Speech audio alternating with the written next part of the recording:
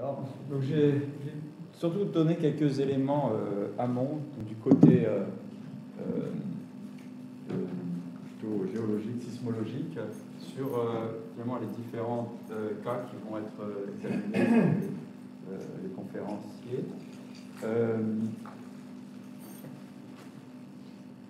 Donc au Japon, en Turquie, et puis un peu en Italie. Je connais moins bien le cas italien, mais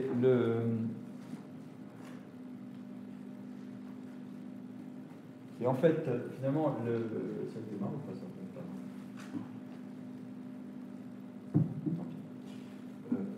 donc, en fait, une question qui finalement est posée dès qu'on sort un peu du milieu des spécialistes, c'est pourquoi installer des instruments si ce n'est pas pour prévoir les tremblements de terre. Et finalement, c'est une question sur laquelle on se sent des fois un peu avec quelques difficultés à y répondre sans entrer assez loin dans les détails. Et je montrerai un ou deux exemples de ça. Et puis une autre question qui est apparue finalement plus récemment, c'est que avec toutes les activités industrielles d'injection de fluide, ou de pompage, on se retrouve avec une situation où on peut déclencher des signes parfois significatifs. Par exemple, un gloma, ça a dépassé la magnitude 5. Et finalement, c'est une question de prévoir les signes que nous-mêmes on provoque et par quel mécanisme ils se déclenchent. Alors, déjà, une première chose, je pense que ça va revenir plusieurs fois, c'est cette distinction entre prédiction et prévision. Alors, ceci, ça a été c'est un extrait ici d'un rapport qui a été fait, je pense, après le séisme de l'Aquila, qui commence par distinguer ce qu'ils définissent comme étant une prédiction, c'est-à-dire on cherche à savoir la date et l'heure, les caractéristiques, et un forecast qu'on traduirait par une prévision qui inclut l'estimation probabiliste. Et si actuellement, dans le premier cas, on allait beaucoup trop loin, même les météorologues finalement n'y arrivent pas tout à fait, on peut espérer avoir une amélioration des prévisions au sens de forecast probabiliste. Et d'ailleurs, actuellement, ça fait l'objet d'un appel à projet européen. Alors, si on cherche à savoir pourquoi on fait du monitoring sur les sites où il y a des risques sismiques importants, ça permet d'avancer sur les processus. Et au final, d'améliorer les scénarios, d'améliorer l'évaluation des probabilités. Et ici, j'ai cité quelques exemples. D'une part, quand on a installé un réseau sismique, on voit des variations temporelles de la sismicité. On voit aussi des signaux qui ne sont pas... Il n'y a pas que des séismes, il y a aussi des trémors qui peuvent être, dans certains cas, se produire dans la phase d'initiation d'un séisme. Et la géodésie a joué un rôle aussi très important ces derniers temps, en particulier en permettant la détection d'événements silencieux, qui sont en fait des événements qui ne sont pas complètement silencieux dans le sens qu'ils peuvent accompagner de trémors, de petits séismes, mais la quantité de mouvement n'a rien à voir avec l'énergie séismique qui est libérée. Et un cas ici montré en haut, c'est le cas de la subduction des cascades où ils se produisent avec une régularité de métronome tous les 14 mois. Et s'ils sont accompagnés ça c'est découvert vers 2003, et ils sont accompagnés de ces signaux non sismiques qu'on appelle des trémors. Si le monitoring permet aussi de mettre en évidence des couplages avec les fluides, alors il y a sismicité induite, mais aussi des cas naturels.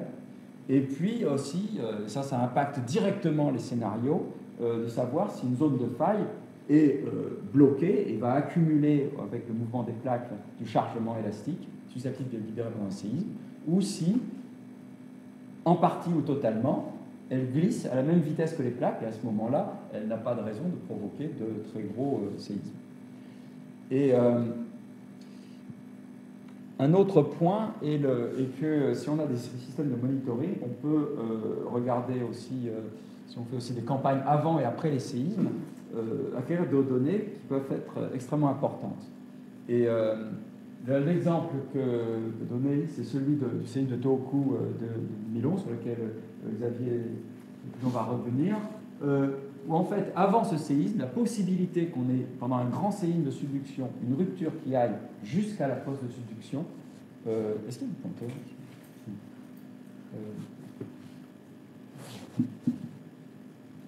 Ah oui, si je peux pointer avec ça. C'est le modèle standard avant faisait supposer que la rupture n'allait pas, en général, jusqu'à la fosse. On distinguait les séismes normaux, des séismes à tsunami qui se produisaient juste près de la fosse. Et le séisme de Tohoku, le mouvement non seulement est allé jusqu'à la fosse, mais s'est amplifié. Et ceci a même pu être mesuré en comparant une carte bathymétrique acquise avant et après le séisme, avec des soulèvements de plusieurs qui dépassent en moyenne une dizaine de mètres, un déplacement horizontal qui est de l'ordre de 80 mètres selon les estimations les plus importantes, vraiment entre 60 et 80 mètres. Voilà. Et donc ceci s'est traduit par une réévaluation globale du risque de tsunami. Parce qu'à partir du moment où on a une rupture qui va jusqu'à la fosse et qui s'amplifie vers la fosse dans certaines subductions, ça augmente beaucoup l'amplitude des tsunamis.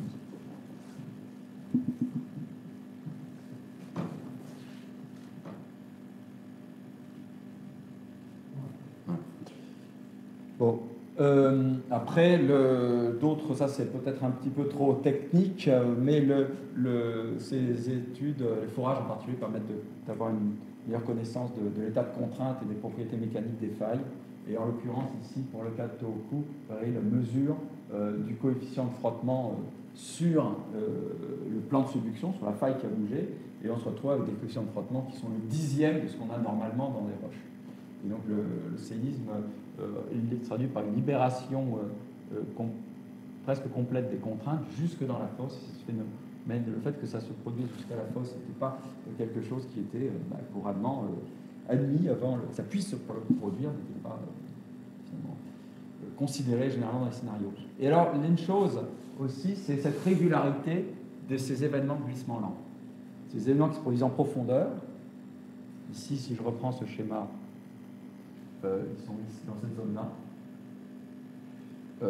Et ils se produisent avec une certaine régularité. Alors, on voyait 14 mois pour les cascades. Au Japon, visiblement, c'est plutôt tous les 3 ans. Enfin, ça dépend un peu des zones. Ça va entre 3 et 5 ans. C'est des résultats qui sont très récents. Les sismologues qui ont réexaminé l'ensemble des enregistrements sismologiques sur les 30 dernières années. Et on voit que là où se produisent des gros séismes sont effectivement corrélés avec ces périodes d'accélération du glissement en profondeur. Et donc, ici, j'ai traduit une phrase qui est dans la conclusion de l'article. La plupart des modèles probabilistes, dans les modèles forecast de prévision, supposent un taux de chargement constant, vitesse des plaques. Et ici, on s'aperçoit qu'on a une périodicité intrinsèque de ce glissement-là. Et donc ça prouve la possibilité d'une amélioration des prévisions. Parce que on sait que les séismes se essentiellement à se produire pendant ces accélérations, c'est une information importante. Et ça, c'est quelque chose qui, actuellement, ne peut pas encore être pris en compte dans les modèles. C'est des informations qui viennent juste de ce qui vient de sortir du jeu de données ces 10 dernières années. Bon.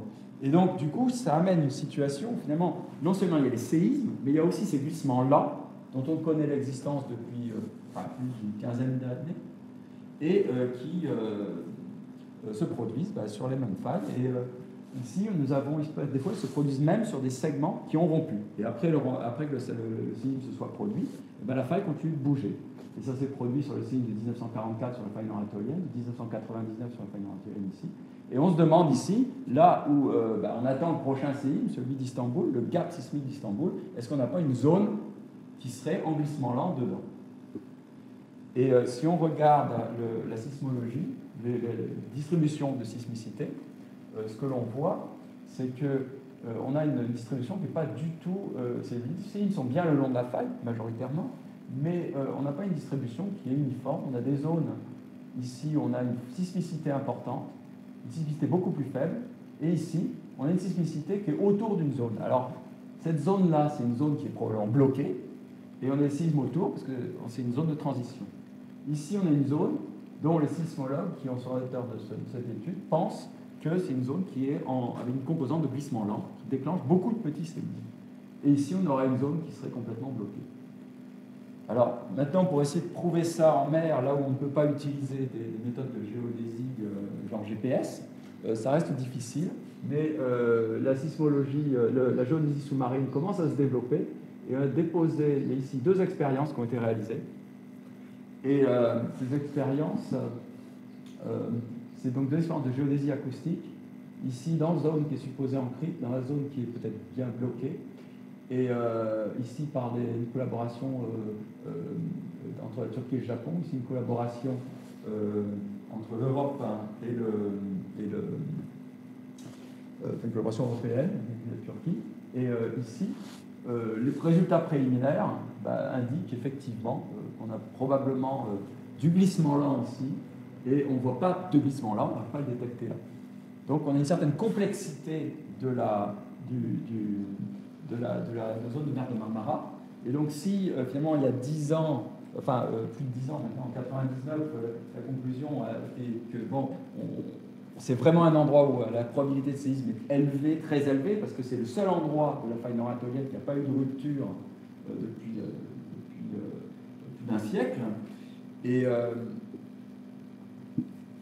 ça ne veut pas dire maintenant qu'on doit considérer que le risque n'existe pas. Hein, je pense que c'est trop tôt pour évaluer ça, mais on peut avoir peut-être une raison pour laquelle, des raisons pour lesquelles ce segment se comporte différemment. On a ici, si on regarde la sismicité historique, il y a une zone ici où il y en a visiblement un peu moins d'épicentre de gros séismes. Mais ça ne veut pas dire que Istanbul n'est pas exposé, parce que ce segment-là reste quand même susceptible de faire des séismes de magnitude supérieure à 7.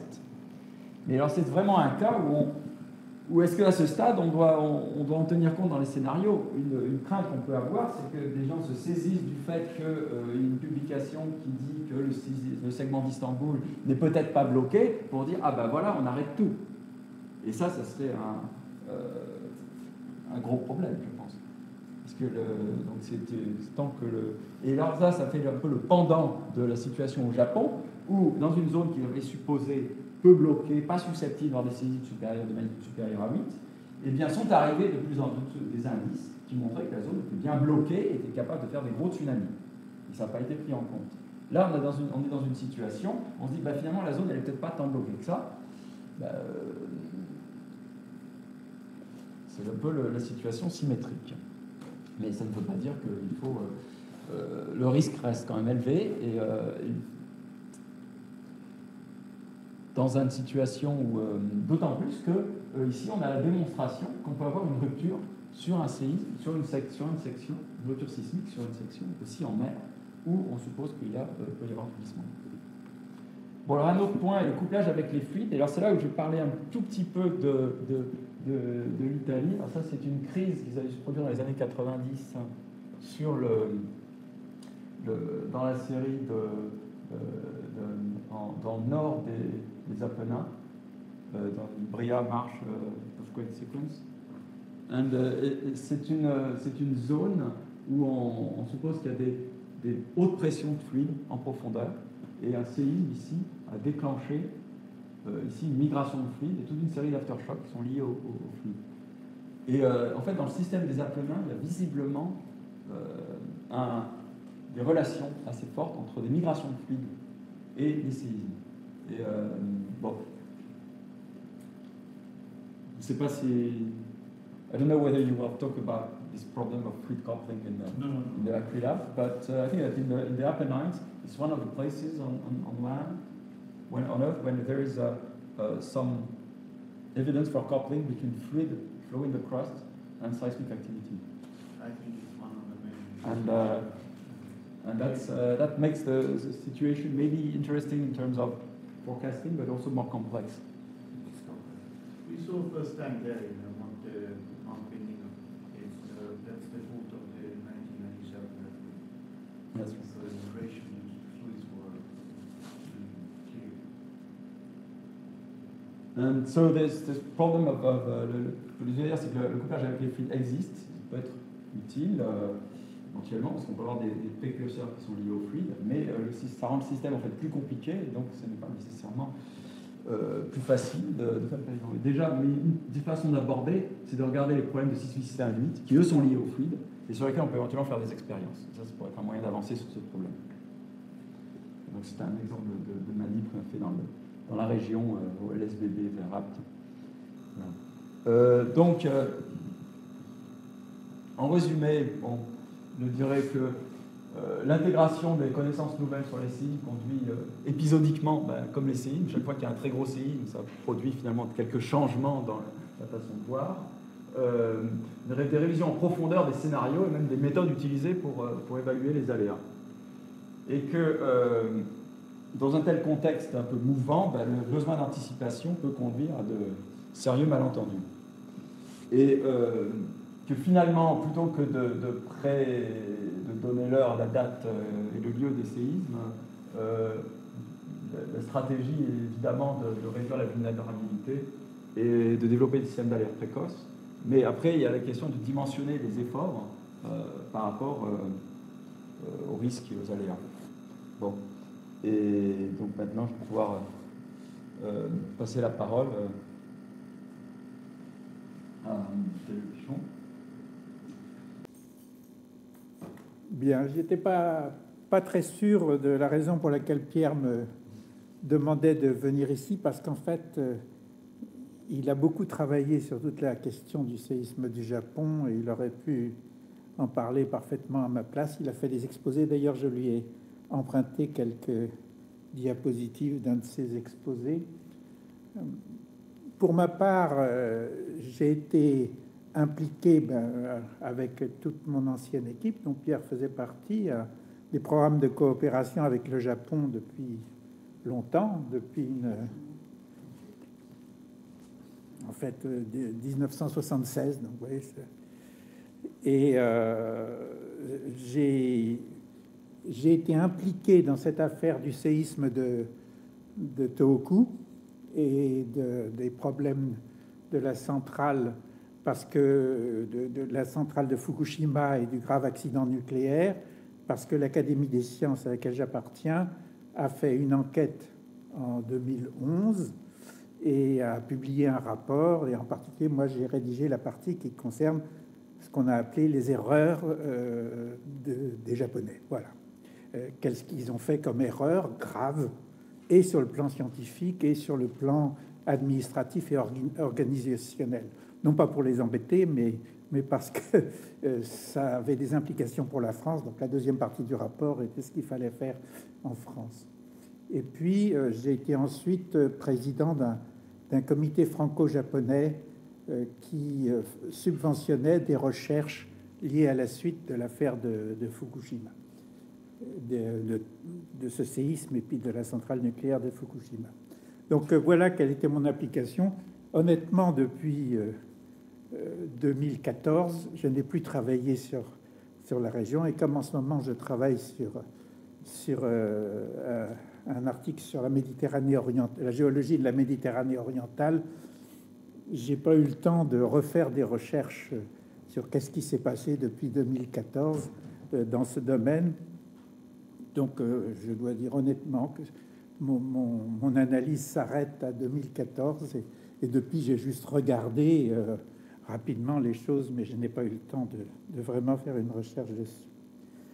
Donc voilà, en fait, Pierre a parlé des insuffisances de nos connaissances et de ce que ça entraîne, mais moi je vais plutôt parler des erreurs graves commises aussi bien par les scientifiques que par les gouvernants et les administrateurs et les gens qui s'occupent de la sécurité sur la gestion de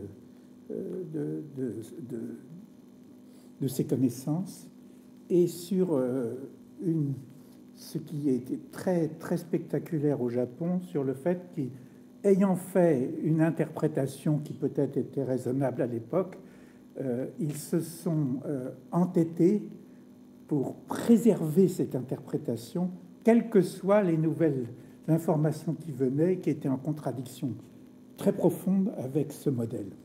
Ça, c'est vraiment caractéristique de ce qui s'est passé au Japon. Et ceci a entraîné aussi une deuxième chose sur le plan gouvernemental et administratif, parce que le Japon s'était lancé dans une quête de l'autonomie énergétique à partir de l'énergie atomique, qui était devenue une affaire nationale dans lesquels il fallait absolument réussir. Donc toute l'administration était lancée là-dessus, et il fallait réussir dans cette affaire de l'énergie atomique. Donc il n'était pas question, dès qu'on voyait un problème apparaître, on le cachait. Ça me rappelle un épisode que j'ai vécu à Taïwan, il y a 40 ans, visitant une centrale atomique avec des collègues, dont Jean Auboin, un géologue. On leur dit mais vous ne craignez pas les problèmes de risque sismique? Taïwan, c'est quand même très grave pour le plan des risques sismiques. Ils disent non, on a tout étudié, ça va très bien. À ce moment-là, Jean Auboin leur indique une paroi qui avait été cimentée par-dessus, dans laquelle on voyait très bien qu'il y avait une faille qui passait et qui était active puisqu'elle avait déplacé le ciment. Alors il leur dit, et ça, c'est pas grave, c'est pas un signe d'activité. Oh non, ne vous inquiétez pas. Et le lendemain, tout était couvert de ciment. Donc, c'est cette caractéristique, si on a quelque chose qui ne va pas et qui contredit ce qu'on a essayé de faire, on le cache. Et ça, c'est très caractéristique de ce qui s'est passé au Japon. Il y a eu des interactions fabuleuses. Je n'ai pas le temps de tout développer, mais il y a eu un rapport du Parlement du Japon. C'était la première fois qu'ils mettaient un comité qui faisait une investigation indépendante de toute autorité, qui avait parfaite autonomie, un comité désigné par le Parlement, et dans lequel ils disent il y a eu vraiment entre l'administration qui était supposée administration de sécurité et l'industrie pour la centrale de Fukushima, une interaction dans laquelle la sécurité, c'est l'agence de sécurité qui était dans le ministère de l'Industrie, qui lui-même était responsable de toute cette affaire de centrale atomique, demandait, c'est dans le rapport en tête, demandait à la compagnie d'électricité qui gérait les centrales atomiques de leur expliquer comment on pourrait éviter de montrer qu'il y a un danger dans tel domaine ou dans tel autre. Donc c'était à l'industrie de présenter les arguments pour dire mais non, il n'y a pas du tout de danger dans ce domaine. Donc il y avait vraiment une interaction qui s'accompagne aussi, et ça c'est un phénomène qui est assez caractéristique du Japon, qui est l'âge de retraite est assez bas. Hein. Je ne me rappelle plus comment c'était, mais c'est moins de 60 ans. Et lorsque les gens sortaient, ils avaient géré la sécurité des centrales atomiques, par exemple. Ils étaient dans le ministère, on appelle le MITI, ministère de l'énergie et de l'industrie, qui gérait ça. Et ils pantouflaient, hein, c'est-à-dire qu'ils prenaient, après la retraite, une position dans cette société d'énergie qui est énorme, TEPCO, qui est un très très gros truc. Et donc, bien sûr, il y avait on n'allait pas embêter la société dans laquelle on voulait après avoir une bonne place et un bon salaire. Donc, c'est un problème de mélange, de soutien qui est très très grave et qui pose beaucoup de questions. On le voit aussi dans le domaine, je me développe un petit peu parce que ce sont les idées que je veux montrer qui, je crois, sont intéressantes, dans le domaine de la science purement et simplement. L'affaire de la sécurité par rapport au séisme est quelque chose de majeur au Japon, parce que c'est pas tout comparable à ce qu'on a chez nous. Depuis toujours, ils ont des séismes régulièrement. Bon. Donc, être à la tête du comité qui vous indique les dangers dans le domaine de la sécurité des séismes, c'est un pouvoir considérable dans ce pays. Ce pouvoir était entre les mains des sismologues. Et de quelques sismologues très connus, en particulier des gens comme Kanamori, etc., qui étaient des autorités. Et donc, ils ne voulaient pas lâcher ce pouvoir. Donc, il n'était pas question de faire entrer dans ce comité d'autres gens que ceux qui étaient de la tendance sismologue pure et dure, telle qu'ils la considéraient. C'était de très bons scientifiques, notez bien, de remarquables sismologues. C'est un pays qui avait très... Mais ils ont exclu qui? Naturellement, tous les géologues, tous ceux qui étudiaient les tsunamis du passé, ils ont exclu les géodésiens, parce que la géodésie, ça ne faisait pas partie de la sismologie. Et le résultat a été qu'ils se sont enfermés dans leur système et que le résultat était une catastrophe. Donc c'est de ça que je voudrais vous parler un petit peu. C'est cet aveuglement qui fait qu'il y a pour des raisons, de très bonnes raisons, donner au Japon son indépendance énergétique. C'est un programme national, un devoir national. Il faut tout faire pour que ça réussisse. Donc, il faut passer. Lorsque, pour TEPCO, par exemple, les Américains leur ont indiqué 4 ans avant que c'était extrêmement dangereux ce qu'ils étaient en train de faire, en particulier le fait que leur générateur n'était pas à l'abri de l'eau pour un tsunami qui dépasserait 5,70 m. Ils ont dit oui, on va faire quelque chose. Ils ont fait savoir à l'agence qui les contrôlait, le MITI, que ils allaient le faire, mais pour le moment, ils ne pouvaient pas investir là-dedans. Donc, ils ont repoussé pour plus de 4 ans, et puis il y a eu la catastrophe. Et il y a eu d'autres exemples des mêmes choses. Même sur le plan de la sécurité pure et simple de leur installation par rapport aux accélérations sismiques, ils avaient prévu de tenir jusqu'à 0,3 G, 0,3 fois l'accélération terrestre, ce qui est très faible.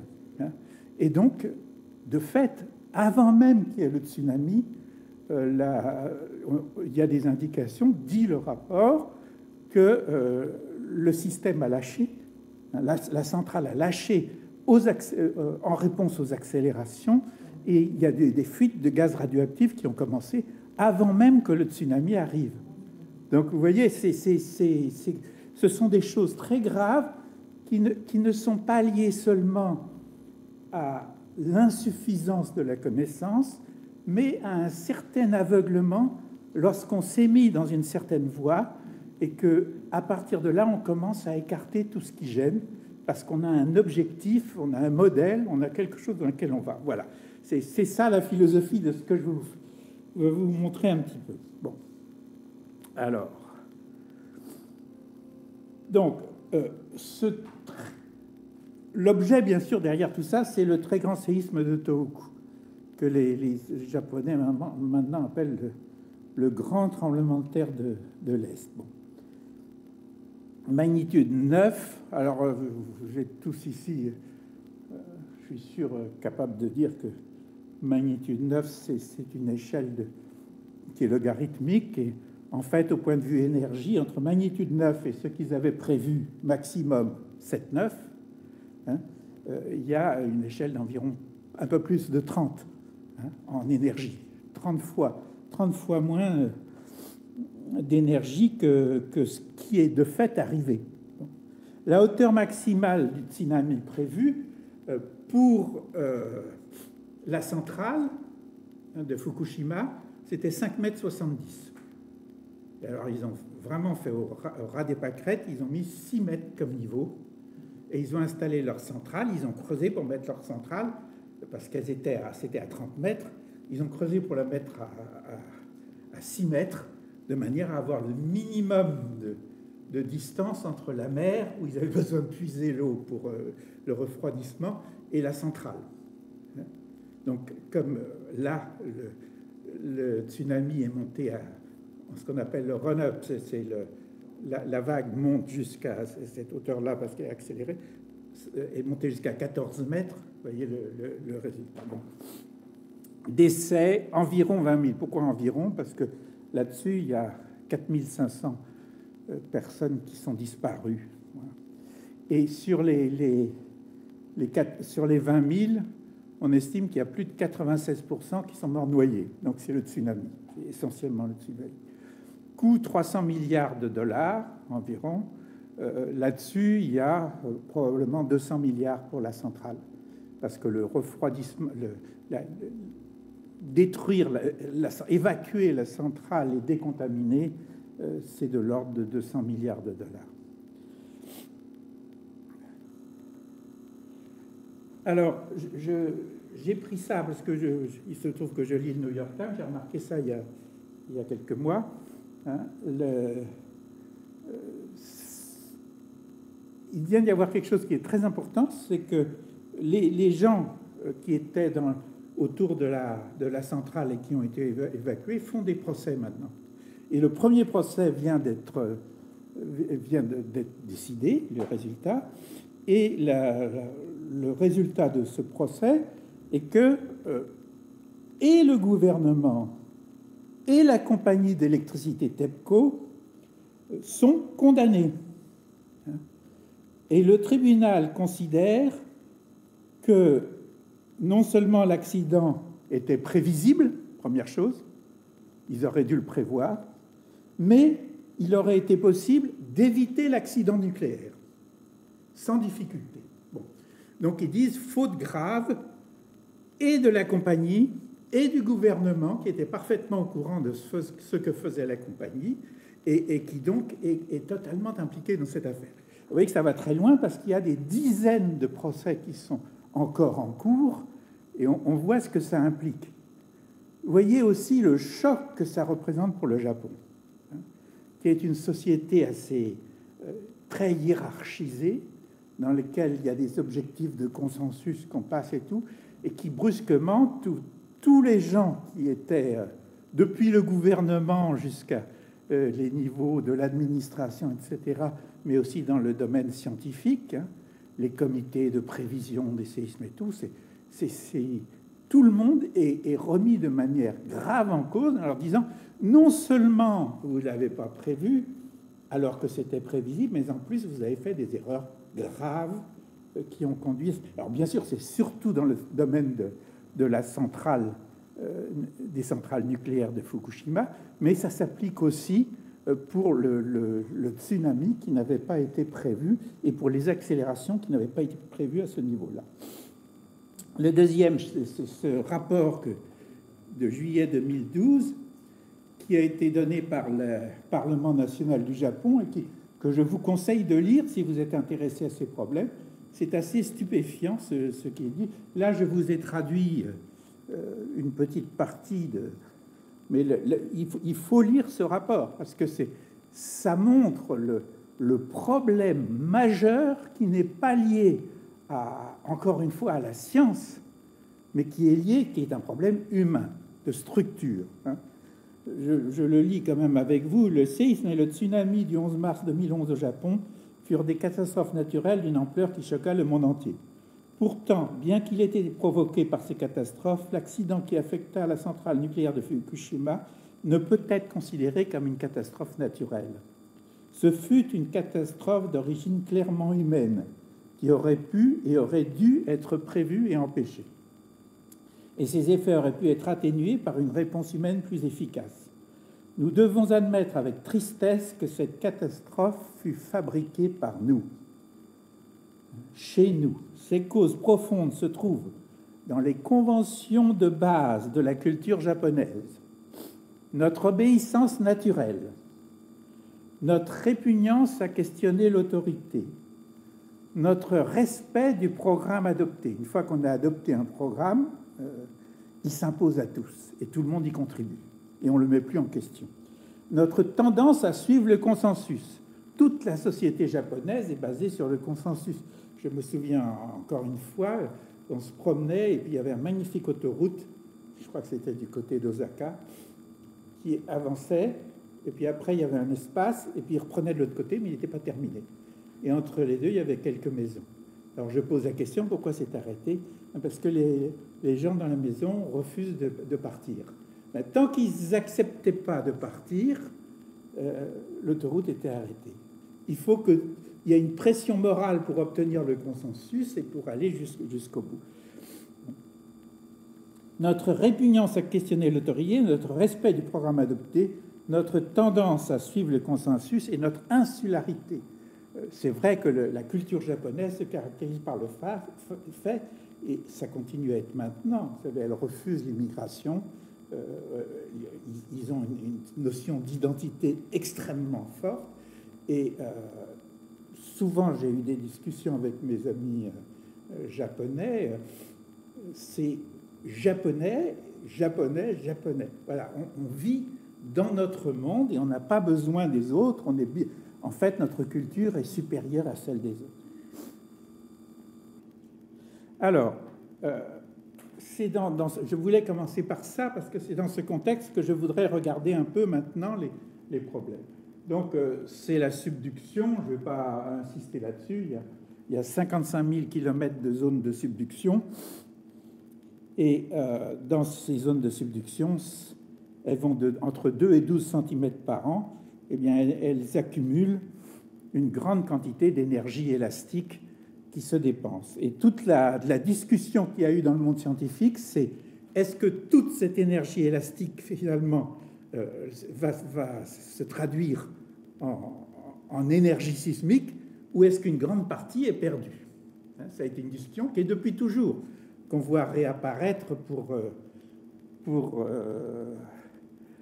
la faille d'Istanbul, par exemple.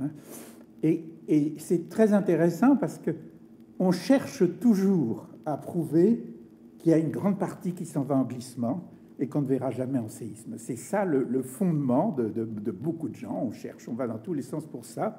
C'est ce qui s'est passé pour le Japon, c'était clair. Tout se passait en glissement.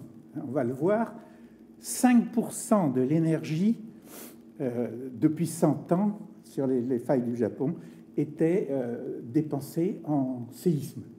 D'où 95% devaient être en glissement, et donc pas de danger. Sauf que les séismes s'accumulent sur environ 800 à 1000 ans, l'énergie, et qu'une partie peut partir en séisme, mais les 95% restent et produisent un très gros séisme. Alors, donc, c'est la première chose, c'est l'énorme potentiel.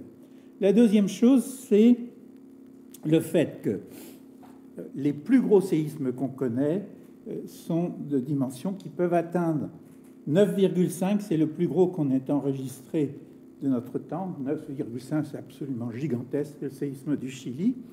Et nous en avons eu 2 récemment. Celui du nord de Sumatra, sur lequel notre équipe avait beaucoup travaillé aussi, et puis celui de Tohoku. Nord Sumatra, c'est 2004, Tohoku, c'est 2011. Et le premier comme le second ont secoué, c'est le cas de le dire, la communauté scientifique. Totalement inattendu, totalement contraire à tout ce qu'ils avaient dit, tout ce qu'ils avaient présenté, les dizaines de travaux qui expliquaient pourquoi il n'y aurait pas de séisme de magnitude 9 dans ces régions-là. Ça, c'était quelque chose qui était acquis. Alors, après le séisme de Sumatra, parce que ça a été quand même un énorme séisme, vous vous souvenez, certainement on en a parlé partout, du tsunami qui a été jusqu'à Ceylan, des éléphants qui ont quitté la côte, etc., mais surtout des milliers et des milliers de personnes qui sont mortes à la suite de ce tsunami. Totalement inattendu.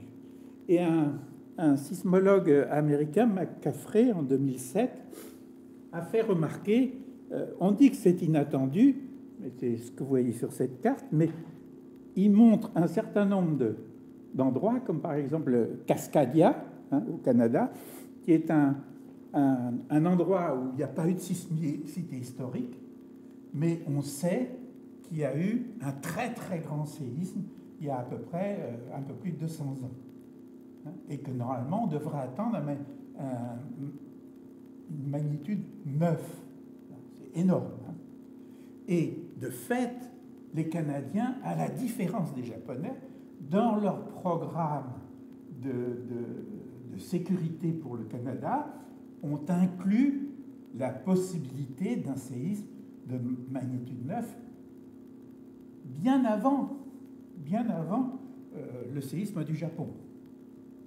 Et le Japon était parfaitement au courant de ça. Seulement sur la base des études des géologues montrant qu'il y avait eu un tel tsunami à l'époque que cela impliquait un très grand séisme de l'ordre de magnitude 9. Vous voyez ? Donc ça a été ce que dit McCaffrey, il dit voilà, il y a Cascadia, mais il y en a un certain nombre d'autres. Il y en avait un à côté à Sumatra, il y en avait d'autres endroits on peut attendre des séismes de magnitude 9, en fait, n'importe où, le long des zones de subduction. Et c'est de la folie de prétendre qu'on peut, qu'il y en a une partie qui s'en va. De toutes les manières, quelle que soit la vitesse de subduction, quel que soit l'endroit où ça se passe, vous pouvez vous attendre à un magnitude 9 d'une manière ou d'une autre. Voilà, c'était le message qu'il a donné.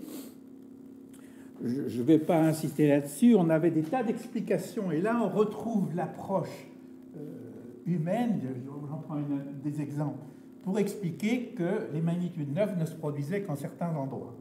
Cette carte-là, cette figure-là vous montre les différentes zones de subduction en fonction du taux de subduction qui est sur la partie verticale à gauche, et en centimètres par an, de 2 à 12, et puis de l'âge de la plaque, parce qu'on disait, plus la plaque est jeune, hein, plus elle est chaude, plus elle a des difficultés à rentrer, donc ça peut contribuer à faire qu'on ait un séisme beaucoup plus fort. Tandis que quand la plaque est froide, elle est lourde, elle descend d'elle-même, et donc il y a beaucoup moins de frottement. Donc on avait mis tous les séismes en se basant sur les 100 dernières années, et puis ça avait l'air d'indiquer effectivement que ça marchait pas mal. On avait le séisme du Chili qui était le plus grand, qui se trouvait effectivement à un bout de l'affaire, et plus on allait dans l'autre sens, plus les magnitudes étaient faibles. Vous voyez, les magnitudes vont de 9, 8, 5, 8, 7, 5, vous voyez les barres comme ça. Donc ça tenait compte à la fois de l'âge de la plaque et de la vitesse. Mais ce que faisait remarquer McCaffrey, c'est que le séisme ça c'est une diapo que j'ai empruntée à Pierre d'ailleurs, que le séisme de Sumatra, qui est en haut, à 2005, vous voyez, 9.2, ne correspondait absolument pas à ça, donc ça montrait que ce genre d'approche était complètement faux. Le séisme de Tohoku, de la même manière, ne correspond absolument pas à ça. Donc, mais vous ne pouvez pas savoir le nombre de travaux scientifiques très reconnus qui ont été écrits sur ce sujet depuis 30 ans. C'était une piste. Il y a eu un autre, que je ne vous en parlerai pas, c'est l'épaisseur des sédiments qui se trouvaient sur la plaque, qui descendaient en subduction. On disait que ça devait jouer un rôle, etc. Ça a été montré de la même manière, complètement, des élucubrations, en fait. C'était pas idiot comme idée, mais en fait, ça ne joue apparemment qu'un rôle extrêmement secondaire si ça joue un rôle. Donc, McCaffrey concluait une leçon qui est claire de ce Sumatra, de ce tremblement de terre de Sumatra Andaman, c'est que toute zone de subduction, quelle qu'elle soit, est potentiellement bloquée et dangereuse. Considérer que seulement certaines et dire que les autres ne sont pas dangereuses, c'est de la folie. Voilà, ça c'était avant le tremblement de terre de Tohoku. Alors maintenant, on regarde ça, c'est aussi quelque chose que j'ai emprunté à Pierre. Il va se reconnaître au fur et à mesure. Bon, ça, ce sont simplement les sismicités récentes sur les fosses du Japon. Alors, il y avait deux grands types de fosses. Il y avait celle de Nankai, au sud. On appuie où là-dessus? Le rouge. Voilà. Celle de Nankai au sud. Il y avait celle de toute la fosse du nord du Japon, Honshu et Hokkaido. Et puis au-dessus, ça passait au Kuri. Alors ce qu'on disait, c'est que Nankai avait un blocage total, donc c'était la zone la plus dangereuse, et qu'on pouvait attendre des séismes de magnitude autour de jusqu'à 8,5, que cette partie-là était en fait une zone dans laquelle il y avait 95% de l'énergie qui était perdue en glissement, enfin perdue, dépensée en glissement, et seulement 5% qui produisaient des tremblements de terre. D'où des magnitudes comme celle-là, 7, 8, vous voyez. Ici, ça c'était un séisme qui était complètement différent parce qu'il rompait la plaque par extension au moment où elle plonge, vous savez, pour entrer dans la fosse, elle est pliée, ça produit de l'extension et ça peut produire de gros séismes. Donc c'était tout à fait autre chose et ça ne produisait pas vraiment de tsunami ou quoi que ce soit. Et l'autre, c'était un séisme sur lequel il se battait parce qu'il donnait un tsunami qui donnait l'impression que c'était une magnitude 8,2, mais le séisme lui-même, c'était entre 7 et 7,5, donc un séisme modeste pour la subduction. Donc ça, c'était un grand trou, et ça, ce grand truc-là, c'est la cassure qui est arrivée avec le séisme de 2011, qui était 9,0. On ne s'occupait absolument pas des séismes des années précédentes. Alors, donc ça aussi, je l'ai emprunté à Pierre. Le résultat était que, en fait, il y avait ce séisme de 1938 qui était magnitude 7,8, une autre série de séismes ici qui était autour de 7,6, 7,5, etc. Séisme de 1896, 1933, qui étaient tous autour de ça. Et cette énergie sismique montrait qu'on n'avait dépensé qu'un vingtième. Donc, les tsunamis très forts qui avaient eu lieu en 1933 et 1896, on disait c'est des effets spéciaux qui arrivent en bordure de plaques et ce n'étaient pas des grosses énergies. Donc ça produit des tsunamis qui sont plutôt locaux et on peut un peu les considérer que les très grosses énergies, il n'y en aura pas. Voilà, pour résumer. Alors, ceci est montré sur ceci que j'ai emprunté à Armijo dans un exposé qu'il avait fait à l'Académie. C'est d'un côté, c'est le séisme de 2011. Ça, c'est le soulèvement. Et ça, c'est l'enfoncement. Vous voyez, c'est énorme qui couvre pratiquement toute la côte. Et ici, c'était les prévisions officielles, l'année où s'est produit le séisme. Voilà les magnitudes maximum que vous pouvez attendre ici. Vous voyez, en face, ils avaient segmenté en petites parties. Ici, c'était maximum 7,4 en face de Fukushima, d'où le chiffre de 5,70 m pour le tsunami. 7,4 produit un tsunami maximum de 5,70 m. Ici, c'était 6,8, là, 7,5.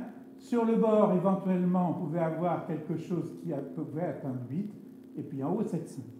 D'où venait cette segmentation? Du ponte des sismologues japonais, Kanamori, qui existe encore, qui a fait des tas de commentaires sur le séisme de 2011 sans jamais se mettre en cause, et qui était la notion de séisme caractéristique. Chaque zone avait un type de séisme parce que mécaniquement, structurellement, il y avait des zones qui étaient différenciées les unes par rapport aux autres, et ce type de séisme donnait une magnitude caractéristique, et c'était ce qu'on pouvait attendre et pas plus. Et ça, c'était basé sur la sismicité des 100 dernières années, en ignorant totalement tout ce qu'il y avait par ailleurs. D'où cette segmentation que vous voyez ici, vous voyez, qui a volé en éclats avec ce qui s'est passé ici. Mais c'est très important de voir comment ce modèle, qui avait été mis au point après de longues études sur les 100 dernières années, mais uniquement les 100 dernières années, était arrivé à quelque chose qui devenait la Bible pour les Japonais. Et on va le voir dans les interprétations, les diverses interprétations qui vont toutes chercher à se couler dans ce moule. Donc, vous voyez, c'est le contraste extraordinaire entre ce qui était prévu et dont les conséquences étaient formidables, parce que les conséquences étaient non seulement pour la centrale, mais par exemple, sur toute la côte, ils avaient fait des efforts énormes pour se protéger des tsunamis, en mettant en place, par exemple, des systèmes au travers des estuaires, des choses comme ça, tout un système de portes qui se fermaient, de murs en place, tout ça c'était prévu pour une certaine hauteur. Tout ça a été balayé par le tsunami parce qu'il était beaucoup plus haut que ce qui était prévu. Ça se voit aussi sur cette carte, ça c'est aussi de Pierre, qui vous montre les probabilités de séisme. C'est aussi officiel du Japon, ça c'était pour 2005, l'autre c'était pour 2011.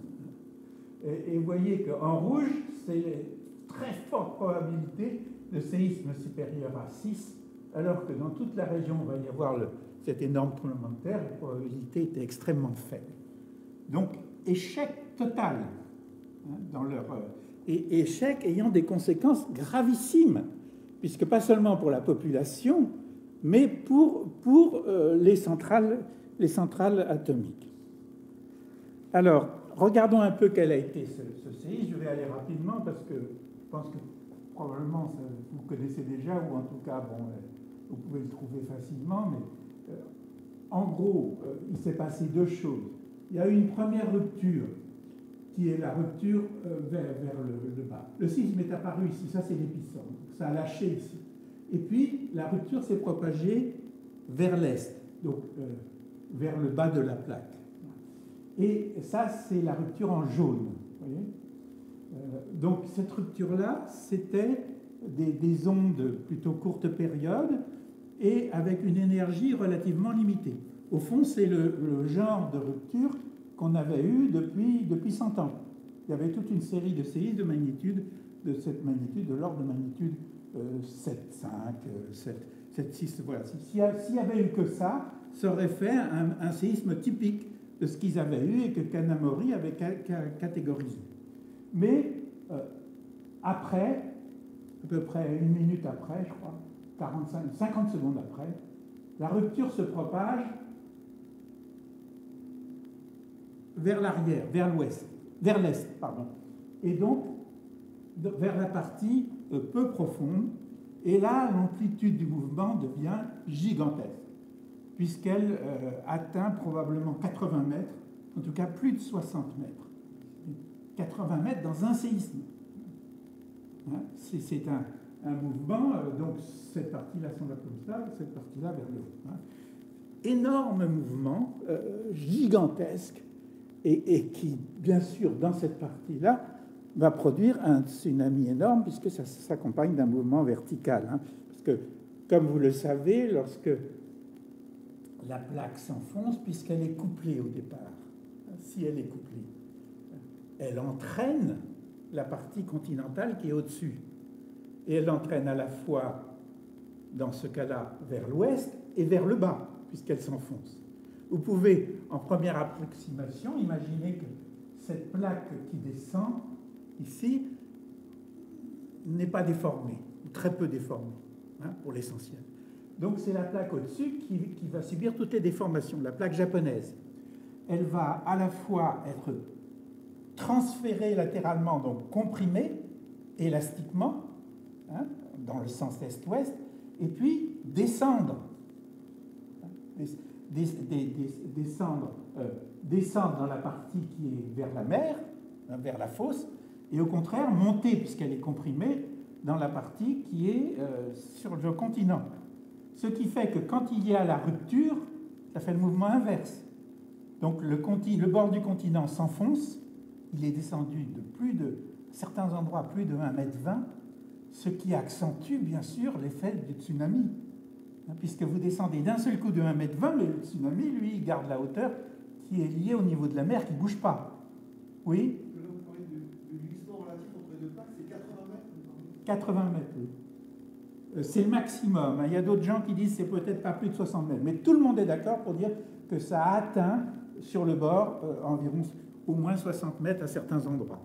Mais 80 mètres me paraît probable. Ce qui fait, comme la subduction dans cette région, c'est aux alentours de 9,5 cm par an, ça fait à peu près 800 ans. Et de fait, c'est ce qu'on trouve dans la répétition des très grands tsunamis, c'est entre 800 et 1000 ans. Donc c'est bien ça. Alors, qu'est-ce que ça veut dire ? Ça veut dire qu'on a eu un séisme, au début, un séisme classique de l'intérieur qui arrivait, qui se répétait régulièrement. C'est la partie relativement profonde qui a lâché, et ça se produit régulièrement sur la zone de subduction, et ça ne va pas nécessairement jusqu'au bout, jusqu'à la fosse. Et puis, deuxièmement, il y a des séismes qui deviennent des méga-séismes, d'énormes séismes, dans lesquels ça se propage jusqu'au bout, jusqu'à la fosse, et là, on obtient les magnitudes 9 ou plus et les énormes tsunamis. Et le fait qu'on ait ces petits séismes, petits, toute proportion gardée, hein, 7-9, c'est pas très petit. Bon, ces séismes-là, ça ne prouve pas que la plaque s'est déchargée. En fait, elle ne s'est déchargée que du 20e de son énergie élastique. Vous voyez ce point fondamental qui a été complètement ignoré en dépit de ce qui existait à l'extérieur, en dépit de Sumatra, en dépit de cascades, en dépit de tout ce qui avait été montré par les géologues sur les tsunamis, etc. Un aveuglement caractéristique des sismologues qui existe encore à l'heure actuelle. Aucun n'a reconnu qu'il avait tort. Aucun. Ils ont dit que ce n'était pas prévisible. C'est ça, ça a été ça leur argument. Et c'est fondamental sur l'aveuglement de quelqu'un qui s'est enfoncé dans une croyance scientifique parce qu'il a beaucoup travaillé, que son modèle est solide, en plus c'est un bon mathématicien, ses calculs tiennent bien, etc., etc. J'ai connu ça dans ma carrière scientifique.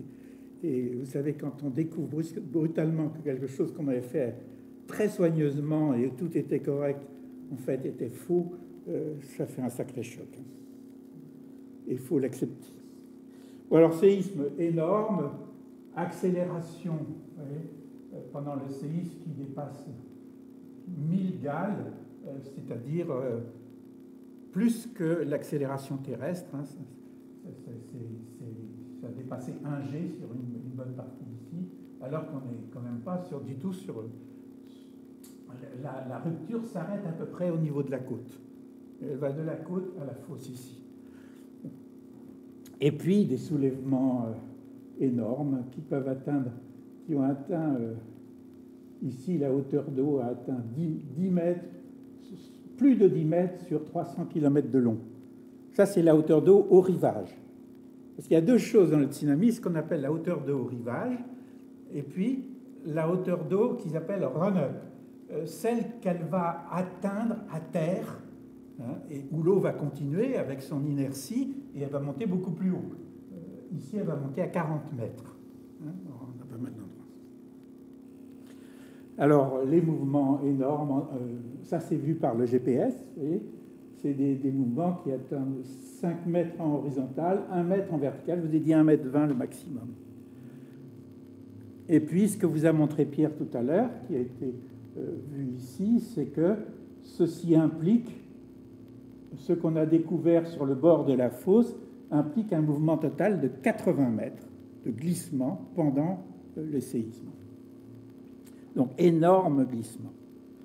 Ceci a été vérifié dès l'année suivante et Pierre et puis une chercheuse qui travaillait avec lui, Conin, ont participé à cette affaire assez extraordinaire où ils ont foré immédiatement et ils ont pu vérifier que le glissement avait eu lieu à la limite entre la croûte océanique et le paquet de sédiments qui est au-dessus et voir quel était l'effet de l'échauffement, du frottement par la température, etc.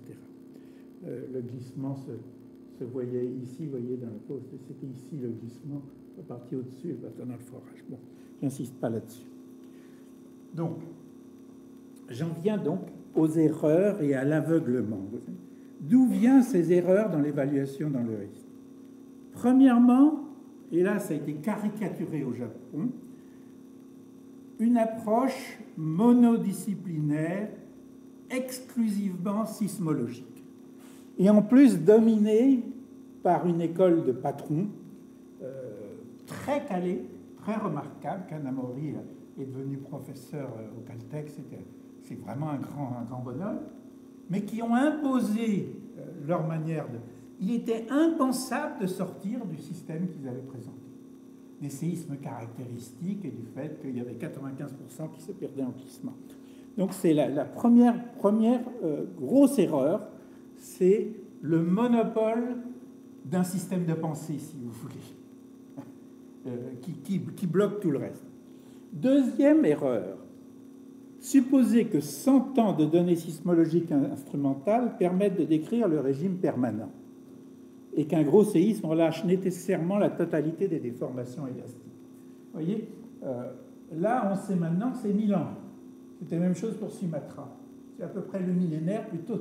Ce qui nous pose de graves questions, parce que vous savez que pour beaucoup de choses, dans beaucoup de systèmes sur le risque, on parle d'événements centenaires. Mais là, il faut parler d'événements millénaires. Or, les données, dans beaucoup de pays, ne permettent pas de joindre des événements millénaires. C'est pour ça que la géologie est si utile, parce que, par exemple, un tsunami, on peut le découvrir jusqu'à il y a 3000 ans, 4000 ans, 5000 ans. C'est ce qu'ont fait les Japonais. Alors, ce sont... deuxièmement, l'idée que s'il y avait un gros séisme, 7, 9, 8, etc., il relâchait nécessairement ce qu'il y avait comme énergie élastique qui devait être relâchée, et que donc tout le reste devait être dissipé en glissement. Donc, toutes ces 5% d'énergie, le fait qu'il y a eu des 7-9 à répétition, etc., qui correspondaient à ces 5%, montrait que le reste était dissipé, qu'on n'avait pas à s'en préoccuper. C'était pas grave, allons-y la musique. Vous voyez, c'était comme ça qu'on faisait les prédictions. Alors ça, c'est quelque chose aussi de très grave. Déjà, rien que là, on était en... Mais en plus, et je vais le voir rapidement, du fait qu'ils étaient monodisciplinaires et que ce que faisaient les autres, c'était pas sérieux, c'était pas des mathématiques, c'était pas suffisamment, etc., on ignore ce qui vient de l'extérieur. Première chose qu'ils ont ignorée, preuve venant de la géodésie de couplage complet de la zone de subduction. Qu'est-ce que ça veut dire? Ça veut dire que si vous avez un couplage complet, c'est-à-dire que la plaque en subduction est collée, verrouillée par rapport à la plaque au-dessus. Donc les deux marchent ensemble, n'est-ce pas? Si vous avez un découplage total, la plaque glisse en dessous et n'affecte pas ce qui se passe au-dessus, c'est 0%. Si vous avez un couplage total, vous avez la preuve que la faille est bloquée, qu'elle est bloquée pour l'essentiel. Or, la géodésie, qui, avec le GPS qui est apparu, c'est vers les années 99, ils ont mis ça, ou 98 qu'ils ont mis ça en place, montre que le système est bloqué. Nous, avec notre groupe normal, avec Pierre, avec un étudiant à l'époque qui est devenu un chercheur bien connu, qui est à Montpellier maintenant, Stéphane Mazzotti, nous avons publié à l'époque la première indication que le système était couplé. On l'a montré, ils ne l'ont pas contesté, ils n'en ont pas tenu compte. Au début, ils n'ont rien fait parce qu'ils ne savaient pas quoi en faire, parce que ça ne collait pas avec leur système. Et puis ensuite, ils ont beaucoup cherché et ils ont trouvé une manière de passer au travers de ça. Donc je regarde d'abord cette histoire du couplage. Mais d'abord, je regarde le couplage au moment du séisme. Voilà comment était le couplage. En rouge, vous voyez ici, vous avez le couplage. 1, ça veut dire totalement couplé. Et pour l'essentiel, il y avait des variations, mais c'était totalement couplé, presque juste ici. Les points verts sont les répliques qui se sont produites à travers le séisme. Vous voyez qu'il y a encore toute cette partie-là qui est couplée et qui est le grand risque maintenant de rupture qui se produit au sud. Donc voilà, toute cette partie-là, ça c'est cette... les tiretés noires vous indiquent la partie qui a glissé pendant le grand séisme. D'accord? Donc vous voyez qu'en gros, tout ça a été couplé et a lâché. Ici, vous avez le GPS qui vous indique les mouvements qui en résultent à côté. Bon. Alors, nous avons publié, ça c'était en 2000 avec, c'était Mazzotti, il y avait Pierre, je crois, comme c'est l'auteur, devait être derrière. Nous avons publié, à cette époque, nous avons montré que toute la partie qui a lâché ici était couplée, effectivement, était couplée. Il y avait une partie qui était en glissement partiel ici. On l'avait indiqué, on a eu 2 autres articles sur ce sujet. Ils nous ont laissé publier, mais ils n'en ont tenu aucun compte. Puis, ils se sont mis à dire, mais qu'est-ce qu'on va en faire? Parce que c'est vrai, quand on fait les calculs, c'est couplé. Alors là, vous avez un article qui est remarquable sur le plan de la psychologie de gens qui se trouvent dans un système dominé. Hein, quand il y a un système dominant et eux, ils sont dominés. Donc, il faut accepter ce qu'ont dit les grands chefs. Alors, voilà ce qu'ils font. Ils nous montrent que ces gens-là, Hashimoto et tal, il y en a eu un autre, il y a même eu un Américain qui a été dans le même sens. Hein. Tout ça est effectivement bloqué, mais c'est bloqué par des systèmes qui lâchent dans les séismes de magnitude 7, 7, 7, 5, 7, 6, etc., sur des aspérités. On appelle des aspérités, c'est un endroit où il y a un blocage plus fort qu'ailleurs, un frottement plus fort qu'ailleurs, et qui lâche. Et quand il y a un séisme, ça lâche en magnitude 6, 7, 7, 8, et puis après c'est fini. Et alors, mais qu'est-ce qu'on fait du reste de l'énergie? Alors, il y a eu le Sauveur. Le Sauveur, c'est un séisme qui s'est produit en 2004 de San Rikuoki, dans lequel, après le séisme de magnitude 7-6, vous voyez, il y a eu une phase de glissement qui a dépensé plus d'énergie que pendant le séisme, l'équivalent de 7-7, et qui a continué pendant à peu près une année. Alors ils ont dit, ben voilà, c'est comme ça que ça se passe. Simplement, jusqu'ici, on ne l'avait pas enregistré, mais c'est comme ça que c'est partout. Donc, des aspérités qui lâchent dans ces moments-là, et puis après, des glissements, on en a vu une fois un qui faisait l'équivalent de 7-7, et on généralise. Toute la zone est comme ça, et le grand chef Kanamori a raison. C'est bien le système des séismes caractéristiques. Remarquable sur le plan psychologique, parce que ces gens-là sont des gens qui avaient une connaissance, une bonne connaissance. Hashimoto est un type très remarquable, très bon géodésien. Et il y a eu après un autre article américain, même chose, qui ne met pas du tout en... Il trouve les résultats, mais il refuse l'évidence. Hein. Je trouve que ça, c'est très remarquable de cette espèce de blocage psychologique dans lequel on fonctionne dans le système qui existe, parce que c'est impensable de fonctionner autrement. Donc il faut trouver une voie d'échappatoire. Juste, pourquoi est-ce que vous parlez d'inversion bayésienne? C'est simplement la méthode mathématique qui a été utilisée. On a utilisé une inversion bayésienne pour cet article-là. Donc ils sont partis des aspérités, de l'hypothèse des aspérités pour valider... Non, la vision bayésienne, c'est ce qu'on avait utilisé dans notre article. Justement, non. On n'a pas fait de bayésiens. Dans les bayésiens, ils avaient tendance à préconditionner le modèle, mais pas en fonction des aspérités. Ils avaient plutôt tendance à préconditionner à zéro. Là, en gros, ils n'avaient pas de données. C'est-à-dire qu'à supposer par défaut, la faille... Moi, je croyais qu'on avait utilisé le bayésien dans notre affaire. Si, on l'a utilisé. Non, finalement, non. Ah bon? Bon, on le dit dans l'article, en tout cas. On l'affirme, mais bon. C'est pas grave. De toute façon, c'est un détail. Non, mais vous avez choisi des priors qui étaient... Oui, le prior était le plan de solution débloqué, avec l'idée comme ça qu'il ne resterait pas le blocage. Et aux endroits où, effectivement, les données montrent... D'ailleurs, ça se voit sur la carte. Pardon. Si on prend ici, là, toute la partie qui est blanche à droite, c'est clair qu'avec des données à terre, on ne peut pas contraindre près de la fosse. Et donc cette partie-là, elle est blanche. En fait, personne n'en savait rien, ni mieux ni mieux. Et mais ce qui compte, finalement, c'est le fait qu'il... Et ça, c'est la zone où il y a eu le maximum de glissement. Mais à l'époque, personne n'aurait argumenté quoi que ce soit sur cette base. Mais le fait est que ça, on voit les conséquences de l'inversion bayésienne ici. Par contre, l'endroit qui est bien contraint, on trouve bien les bons coefficients de blocage. Et justement, on avait pris ça un peu un contre-pied, parce que même si on avait fait du bayésien à la fin, au début, on avait fait une approche en tout ou rien. Oui, tout ou rien. Soit c'est bloqué, soit c'est pas bloqué. Et c'était la meilleure approche, en fait, mais ça a été assez critiqué, donc on a essayé autre chose. Oui?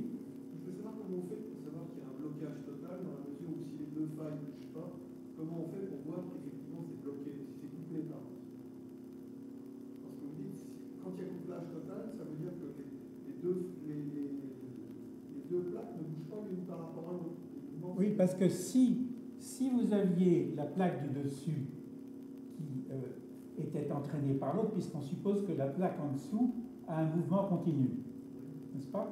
Donc si elle a un mouvement continu, elle entraîne une déformation de la plaque au-dessus. Hein? Donc c'est parce que, oui, mais justement, c'est-à-dire que vous avez, il y en a une qui se déplace et qui est bloquée par l'autre, donc il n'y a rien qui se déplace. Comment fait-on pour mesurer ça? C'est un déplacement de la déformation élastique, c'est un déplacement quand même, puisque le déplacement, par exemple en vertical, a dépassé 1,20 m. Juste l'animation. Vous avez l'animation que je vous montrais tout à l'heure. Tout va arriver avec ça. C'est pas parce que vous ne déformez pas de manière permanente qu'il n'y a pas de déplacement. Le déplacement existe, mais il est élastique. C'est-à-dire qu'une fois qu'il est restitué, ben ça saute à son truc. Comprenez? Donc si vous êtes ici puis que vous entraînez, ben le système va se déformer comme ça. C'est-à-dire qu'il va monter d'une part et il va d'autre part se raccourcir en horizontal. Comprenez? Et quand le séisme va se produire, il va subsider et repartir vers l'est. Donc il va restituer la déformation horizontale et verticale. Ok? Et les déformations élastiques qu'on vous mesure, elles sont je suis désolé, moi je m'appelle Philippe Aufermé, je suis chargé de risque sismique à la direction départementale des territoires de la mer des Alpes-Maritimes. Donc là, vous parlez de séisme de magnitude extraordinaire par rapport à nous. Bien humblement, nous avons 6,2 dans le Pyrénées, si je peux dire, encore que ce que vous nous dites sur les prévisions. Non, simplement, quel est l'ordre de grandeur de la déformation élastique qu'on mesure? Ben, je vous dis, là, ça a produit des déplacements qui dépassaient 1,20 m en vertical, par exemple. Un endroit où on était à 1,20 m au-dessus, d'un seul coup, c'est redescendu, et ce qui a beaucoup accentué l'effet du tsunami. Donc, c'est des déplacements, dans ce cas-là, qui sont supérieurs à quelques mètres, par exemple, en horizontal. La façon de voir, c'est que le Japon, là, il se raccourcit de plusieurs centimètres par an, entre la côte est et la côte ouest. À l'heure actuelle, il se raccourcit d'à peu près 3 cm par an, quelque chose comme ça. C'est évidemment très supérieur au dixième de millimètre que vous avez dans la région provençale. Depuis qu'ils ont installé un réseau géodésique permanent en 94-95, le Japon se raccourcit. Et quand il y a un séisme qui se produit comme ça, il prend sa place. Il y a eu une grande discussion qui est intéressante d'ailleurs sur est-ce qu'il y a une part de cette déformation élastique qui n'est pas élastique et qui est permanente et qui, même si c'est 5%, à la longue, ça produit des reliefs. Donc il y a eu une part qui a été discutée pour les reliefs de l'est du Japon sont-ils dus à une part de cette déformation élastique qui s'accumule avec les séismes qui se reproduisent tous les 500 ou 1000 ans. Pour les Alpes, comme il n'y a pas de mouvement de part et d'autre dans les Alpes occidentales, la situation est complètement différente. Oui, mais enfin, ça c'est. Enfin, nous, ce que nous avons proposé dans une série d'articles que nous avons publiés il y a 4-5 ans, c'est que tout s'écoule. Hein, ça glisse sur le sel triasique et ça s'écoule vers la mer et c'est toute la déformation provençale est liée à ça. Mais bon, ça c'est un autre sujet et le mouvement c'est de l'ordre du dixième de millimètre par an. Alors maintenant la deuxième cause d'erreur. Première cause, il y avait 3 causes d'erreur chez eux. La première c'était le fait qu'ils se sont enfoncés dans une idée que les 100 ans étaient représentatifs de ce qu'on devait voir. C'était faux. Bon, et ils auraient pu le voir. Bon, déjà ça. Deuxième cause d'erreur, le couplage. Ils prédisaient un couplage de 5%, on trouvait 100%. Bon. Ils essayaient de trouver des échappatoires, mais ça ne tenait pas. Troisième cause d'erreur, c'est ignorer les preuves géologiques. Il y a en particulier un malheureux géologue japonais qui venait dans chaque réunion sismologique en disant « Vous êtes fous, il y a eu 3 séismes de magnitude 9 au moins qui se sont produits, et j'ai les résultats des tsunamis, je peux vous les montrer, et totalement ignoré. » Et il a publié ça la première fois en 2001. Donc, vous voyez, c'était 10 ans avant l'affaire. Totalement ignoré. Il allait à la télévision, il allait partout, ignoré. Personne n'y faisait attention, puisque les sismologues qui étaient les experts disaient que ce n'était pas grave et que ça n'avait pas de signification, et bien on ignorait. Donc les tsunamis historiques, une diapo qu'avait fait Pierre dans le temps, mais je l'ai prise surtout pour vous indiquer ça. C'est cette citation de Minura et al. Qui dit « Plus de 1100 ans ont passé depuis l'année 869, le tsunami qu'on appelle Jogan, et étant donné que je vois une récurrence de 800 à 1100 ans entre les intervalles des très grands tsunamis, la possibilité d'un très grand tsunami qui frappe la plaine de Sendai, là où s'est produit le très grand séisme, est haute. » Minura et al. C'est ça qu'il a été dire partout, à la télévision, dans tous les endroits, et les gens l'ont ignoré. Pardon ? Je vais poser juste une question. Est-ce que, entre le corps scientifique et les décideurs publics, ou la diffusion du terme de diffusion des informations, il n'y avait pas d'autres acteurs, comme par exemple des assureurs, et qui prennent en compte ce type de données scientifiques, si le moteur est vraiment économique? L'assureur, il se base sur les experts pour déterminer le risque. Quels experts il va prendre?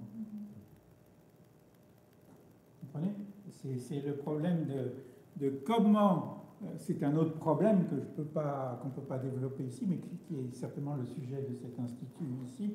C'est comment faire passer l'expertise et quelle expertise faut-il faire passer. Et on a ce problème tout le temps parce qu'on a beaucoup de gens qui se considèrent comme des experts et qui vous expliquent des choses que les autres experts disent sont ridicules. Bon, voilà. Donc c'est très compliqué. Alors, je vous montre cette image que je dois à Armijo, que vous avez présentée à l'Académie, mais qui est intéressante. C'est simplement, vous voyez, ce fameux séisme de 869. Vous voyez ici, ça c'est l'aéroport de Sendai, ici, donc les tranchées qu'il a faites. Et il montrait que le séisme de Sendai avait été jusqu'au bout de ces tranchées. Vous voyez ici en plus grand, cet aspect-là. Et en bleu, vous avez toute la partie qui a été inondée par le séisme de 2011. Vous voyez que ça coïncide. C'est exactement le même genre d'inondation. Donc, il a effectivement été un séisme tout à fait comparable sur le plan, au moins du tsunami, sur l'ensemble de la côte. Et ça a été montré par les géologues japonais qui l'ont fait très simplement. Vous savez, ils font regarder les sédiments ils font une tranchée, regardent les sédiments, et pour ces tsunamis, ça apporte du sable, ça apporte des tas de trucs, ça fait un événement, on le voit, et puis voilà. Bon. Et on date. Alors ici, c'est pour dire que même sans tenir compte de ça, vous avez ici les hauteurs des tsunamis en fonction de la latitude. Alors, le substratum, si j'ose dire, les choses un peu grisées, là, c'est les hauteurs du tsunami. Donc c'est run-up, c'est-à-dire la hauteur maximum qu'il a atteint sur le continent. Ça, c'est pour le séisme de 2011. C'est le background. Vous voyez, ici, autrement dit, hauteur maximum, 40 mètres, vous voyez, ici, sur toute cette région, sur à peu près 200, entre 38,5 et 40,5, donc sur à peu près 250 km, un peu plus de 40 mètres. Ici, le trou, c'est la centrale de Fukushima, parce que les géologues n'ont pas pu aller travailler dans le coin, puisqu'il est totalement contaminé radioactivement. Et donc, vous voyez un trou sur les mesures ici. Mais vous pouvez voir de part et d'autre qu'on pouvait s'attendre à quelque chose qui était entre 16 et 20 mètres. Et de fait, la montée de l'eau a été de 14 mètres sur la centrale. Deux fois plus que ce qu'ils avaient prévu. Pardon?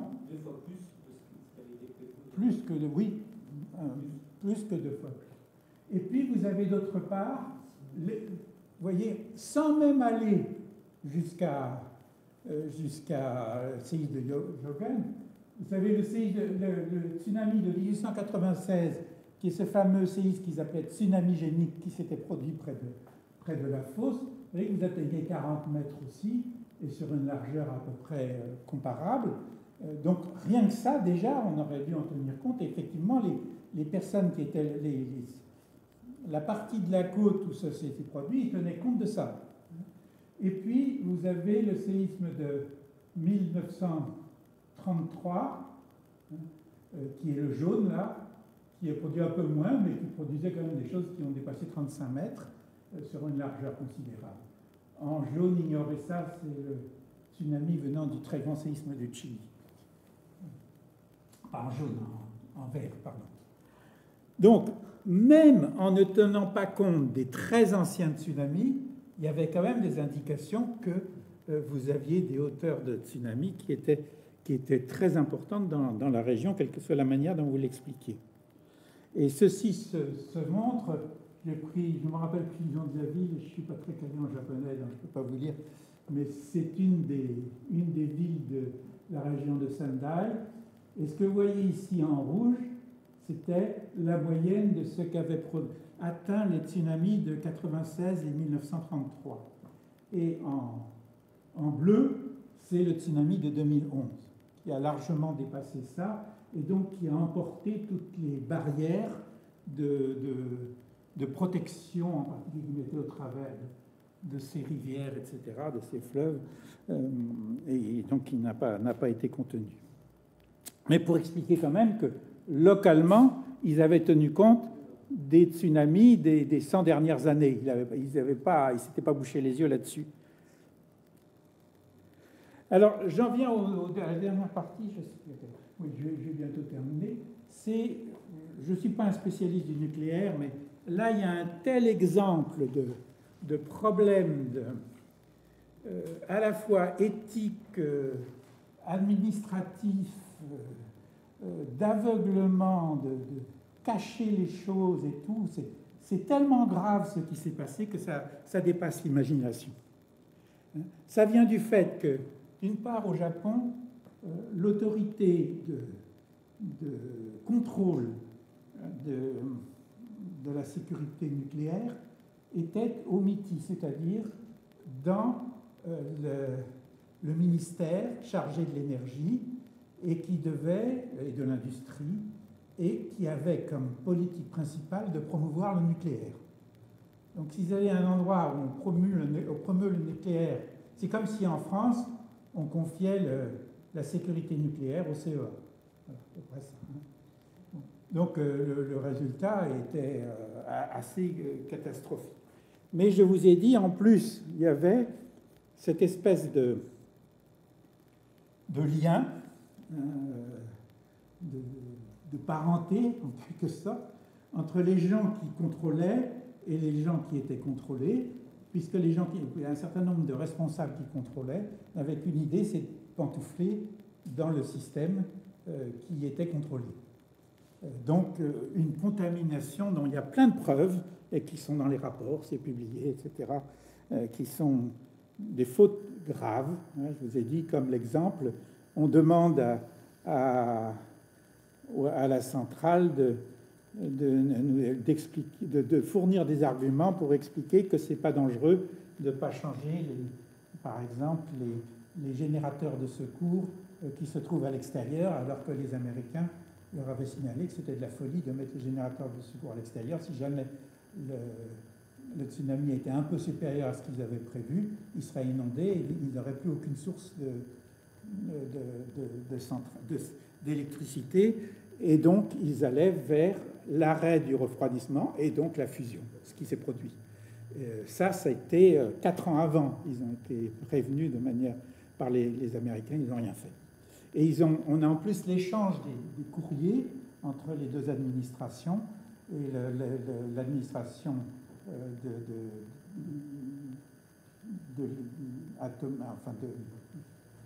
de l'industrie atomique, expliquant que ce n'était pas le moment de faire des investissements parce qu'ils avaient un problème financier, qu'il fallait attendre, on ferait ça dans 5 ou 6 ans.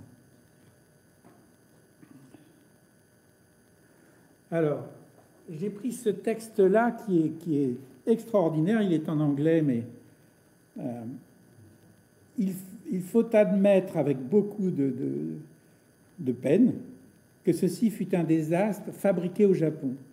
Bon, je vous l'ai déjà dit, les causes fondamentales, mais ici c'est le président de ce comité d'investigation qui parle, sont dans les conventions de base de la culture japonaise, notre obéissance réflexive, donc ce qui a été mis en nous, enfin, on réagit comme ça, hein.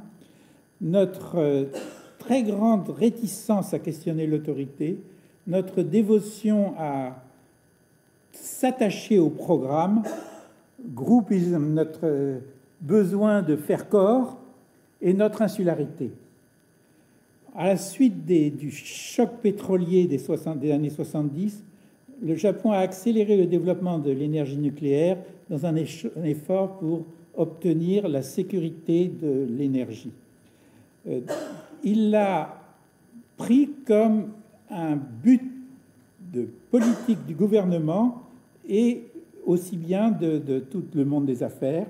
Et il a poursuivi avec la même détermination unique qui a conduit le Japon au miracle économique de l'après-guerre. Avec un tel mandat, l'industrie nucléaire est devenue une force qui ne pouvait être arrêtée. Elle était à l'abri de toute investigation par la société civile. Sa régulation, son contrôle était confié à la bureaucratie du gouvernement qui était aussi responsable de sa promotion, ce que je viens de vous expliquer.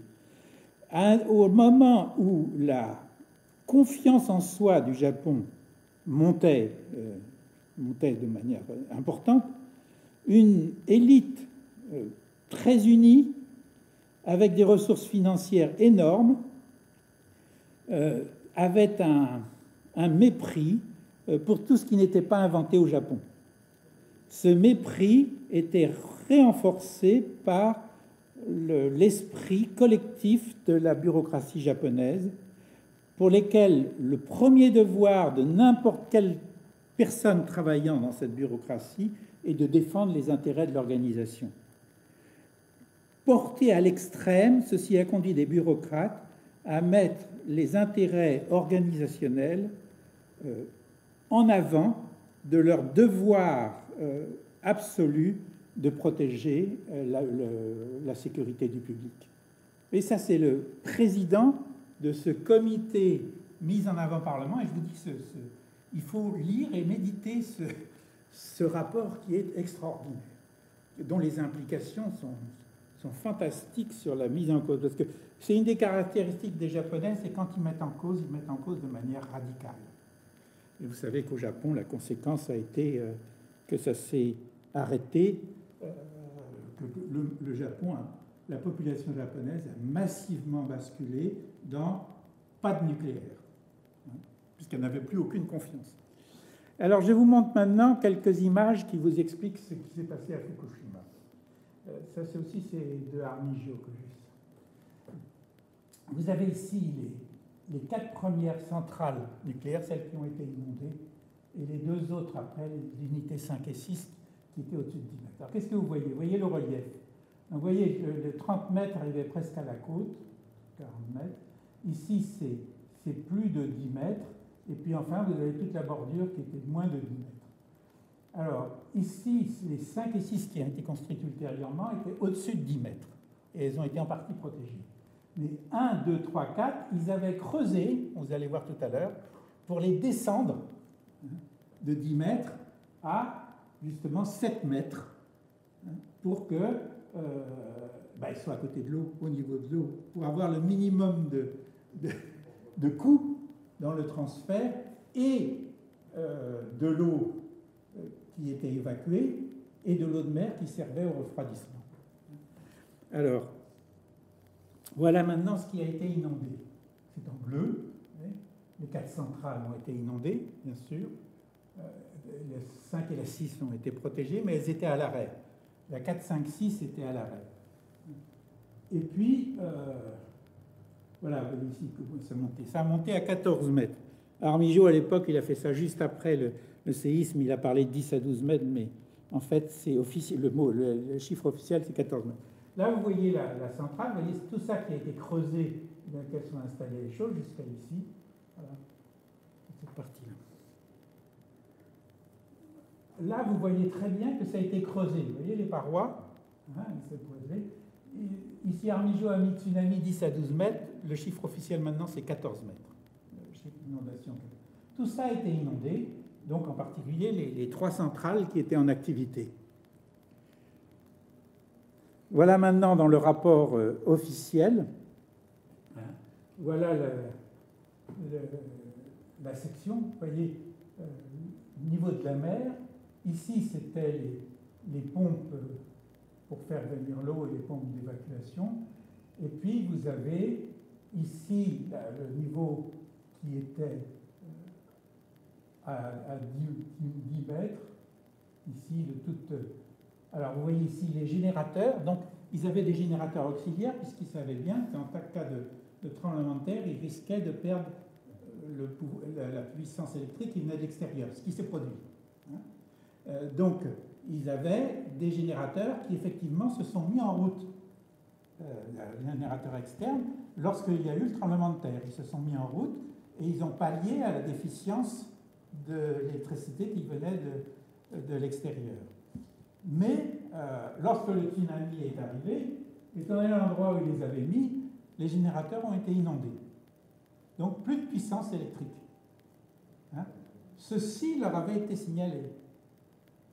On leur avait aussi signalé qu'ils n'avaient un coefficient de sécurité beaucoup trop bas pour la résistance à l'accélération de leur centrale, ce qui a été vérifié. Ils ont été abîmés par l'accélération. Donc il y a eu un arrêt du refroidissement qui a conduit à la fusion d'un premier réacteur le jour même et la fusion des 2 autres le lendemain.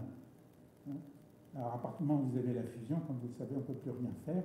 Ils ont eu pas mal d'évacuations dans l'atmosphère parce qu'ils ont dû, pour diminuer la pression, relâcher, et c'est ça qui a contaminé tous les environs.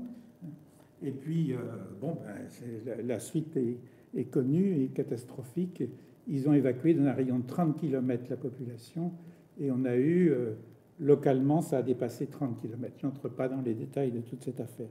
Mais pour vous montrer cet aveuglement, qui n'était pas de l'aveuglement, puisqu'ils s'entendaient avec l'organisme de sécurité pour dire laissez-nous tranquilles, oui, d'accord, les Américains disent ça, mais on le fera, mais laissez-nous le temps, on n'est pas pressé pour faire ça. Donc, par exemple, les générateurs extérieurs, c'était de la folie. C'était pas difficile de les mettre un peu plus haut, même sur les buildings, quoi. Bon. Donc, ça a été quelque chose d'extrêmement grave. Alors, qu'est-ce que doivent faire les Japonais maintenant avec ça? Comme vous le savez, ils ont arrêté toutes leurs centrales nucléaires. À l'heure actuelle, ils en ont 3 qui ont été remises en service, je crois, 3 ou 4, je ne me rappelle plus, sur les 40 et quelques qu'ils avaient. Mais qu'est-ce qu'ils vont faire maintenant? Ils avaient au début dit, le Premier ministre précédent avait dit, on abandonne le nucléaire. Maintenant, ils disent non, mais on va regarder. Donc, qu'est-ce qu'il faut faire? Comment faire? Vous voyez qu'ils sont devant un problème énorme, parce que ce n'est pas comme chez nous. Chez nous, un séisme de magnitude 9 est peu probable. Il est même impossible. Bon. Donc, ce n'est pas du tout la même chose. Des tsunamis de ce genre-là, on ne peut pas en avoir. Donc chez eux, c'est vraiment grave. Hein. C'est comme à Taïwan, c'est faire quelque chose de beaucoup plus grave. Alors, qu'est-ce qui s'est passé? D'abord, immédiatement après, tout de suite, ils ont changé les règles pour la sécurité pour le tsunami, en particulier dans toute la région du sud, là, du séisme attendu de Tokai, hein, les séismes prévus, le tsunami prévu, vous avez d'un côté ce qui était prévu initialement et ensuite ce qui est de fait obtenu. Par exemple, ici, à Toyohashi, il était prévu, il fallait qu'il se protège d'un séisme de magnitude 8, d'un tsunami de magnitude 8,6 mètres. Et maintenant, c'est 20,5. Ici, 7,50 mètres, ici 25,3. Ici, 5,40 mètres, ici 29,7. Ici, 8 mètres, ici 24,5. Ici, 10 mètres 70, ici 20 mètres 30. Ici, 14 mètres, ici 34,4. Ici, 5,3, ici 17,3. Alors, ça paraît des chiffres comme ça, mais quand vous êtes l'industrie nucléaire ou la ville qui est au bord de choses et qu'on vous dit du jour au lendemain, vous ne devez plus vous protéger contre des choses qui vont faire 5 mètres de hauteur, mais 17 mètres, qu'est-ce que vous faites? Vous ne pouvez pas du jour au lendemain. Alors, les centrales ont été arrêtées, il faut que... Mais comment faire pour que je sois protégé de choses comme ça? Vous voyez, c'est énorme comme affaire. C'est énorme comme problème. Il faut rappeler que le Japon est un pays qui est un pays en relief. Et sur la plus grande partie du Japon, pratiquement, on ne peut pas construire. En tout cas, il ne peut pas y avoir de grandes villes. Donc la bordure côtière, c'est là où ils vivent. Le tsunami, c'est là le très grand danger. Donc vous voyez tout de suite les implications énormes de cette affaire. Alors, j'ai pris ça, il y a certainement d'autres choses depuis. Ça, c'était quelque chose qui voulait mettre en route et qui devait être opérationnel en 2016. Vous voyez, c'est toutes ces stations qui voulaient mettre sur le bord, etc. Il y a d'autres choses. Je vous ai dit, je n'ai pas fait l'effort de chercher ce qui s'est passé depuis. Je n'avais pas le temps. J'ai un article que je dois boucler. Et bon, voilà. Alors, je voudrais maintenant terminer sur quelque chose qui m'est cher depuis 20 ans. C'est quelque chose sur lequel j'ai beaucoup réfléchi et qui me paraît fondamental. Hein. Je vous le lis. L'homme moderne s'est installé de manière massive depuis au moins 2 siècles dans des régions soumises à des événements périodiques, en faisant comme si les conditions prévalant au moment où il installe les infrastructures massives de la civilisation industrielle sont pérennes. La notion d'événement bicentenaire, a fortiori millénaire, a été jusqu'à présent essentiellement ignorée. Des mégalopoles se sont installés un peu partout, beaucoup dans un environnement à fort risque sismique, dans l'ignorance des conséquences qu'aurait la venue d'un très grand séisme, puisque ces infrastructures n'ont pas été testées par une telle catastrophe. Ça, c'est un point qui est fondamental, parce que tant qu'on n'a pas eu l'événement en question, dans ce cas-là, de magnitude 9,1, ben, dans la pratique, on ne sait pas quelles seront les conséquences sur les infrastructures et sur la population. Donc, comment se préparer à ça sans savoir quelles seront les conséquences? Un bel exemple, c'est Mexico. Mexico, qui a été installé par les Aztèques à l'époque sur un marécage qu'ils ont comblé et qui donc est un piège à ondes sismiques. Les ondes sismiques sont amplifiées de manière énorme sous Mexico. Ce qui explique que alors que tout autour de la plaine de Mexico, les conséquences d'un gros séisme qui se produit sous la subduction pacifique sont petites, dans la plaine de Mexico, elles sont énormes. Et maintenant, ils sont là, et Mexico, maintenant, c'est plus de 15 millions d'habitants. Ça a été construit sans tenir compte de ça. Comment on fait? Donc, ils ont tout un système de... C'est très intéressant de voir tout un système de sécurité, mais en fait, c'est une course qui est très difficile on ne sait pas où elle va, elle est très difficile à contrôler, et en fait, c'est un pari pratiquement impossible, parce que la vérité, c'est que Mexico ne devrait pas être là. Donc, vous voyez, ce problème qui est le problème de notre génération actuelle, on peut en parler sur le plan climat, je dirais que c'est la même chose. On a développé une agriculture qui est conditionnée à un optimum climatique qu'on a eu vers les années 30 et 40. Cette agriculture n'est plus adaptée à la transition climatique qu'on a très rapidement. Comment on se rattrape? Comment on change? Et puisque de toutes les façons, ça va se produire. Même si on arrive à limiter, ça va se produire. Et les zones de production changent. Donc on est devant un système qui n'est pas testé et pour lesquels les scientifiques sont en grave difficulté parce qu'eux, ils ne peuvent vérifier que ce qu'ils ont testé. Là, on spécule sur le futur avec beaucoup de paramètres qui sont ignorés. Oui? Ce que vous dites, ça rappelle étrangement ce qui se passe sur la Côte d'Azur. Et je veux savoir si vous avez un sentiment sur cette question, parce que nous, on essaye, enfin, les deux, là, on essaie de réveiller les consciences. Enfin, on n'est pas beaucoup sismologues, donc on est plutôt dans le domaine de la construction, indépendamment du principe. Mais déjà, quand on voit comment les bâtiments sont construits, et comme je disais, c'est certain nombre de questions. Alors, si en plus, le phénomène qui risque de se produire risque d'être nettement supérieur à celui qui est attendu, voilà. Notamment dans la plaine du Var. Notamment dans la plaine du Var. C'est une opération d'intérêt national. Oui, bah c'est sûr que c'est une des parties de la France où il y a un risque sismique assez important. Dans la région où je suis, sur toute la vallée de la Durance, là, les risques sismiques, c'est une magnitude de 5,5, peut-être jusqu'à 6, mais qui est très faible profondeur. Donc les résultats sont catastrophiques sur le plan de la destruction. La région qui va de Manosque jusqu'à mais sur la Côte d'Azur, c'est tout le système des Alpes en fait qui glisse et descend vers la Méditerranée. Pardon? En fait, si je continue les propos de Philippe, en fait, à travers votre démonstration, c'est qu'on sait en amont, mais que les autorités n'ont pas pris des décisions par rapport à une connaissance. Ensuite, ils ont été obtus par rapport à la différence. Nous, on se dit, aujourd'hui, ce qu'on est en train de mettre, c'est un plan départemental d'action sur le risque sismique. On s'aperçoit qu'il y a une construction, dans le cadre de l'intérêt général, sur cette plaine du Var. On sait qu'il y aura des choses qui se passent.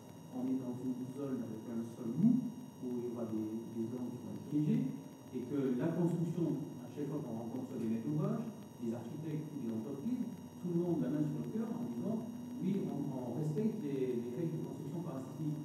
Mais en fait, la réalité, c'est que si demain il y aura un séisme, on s'apercevra que finalement, on dira un petit peu la même démarche. On savait, mais finalement, on a laissé construire les choses. On a un petit peu la réflexion.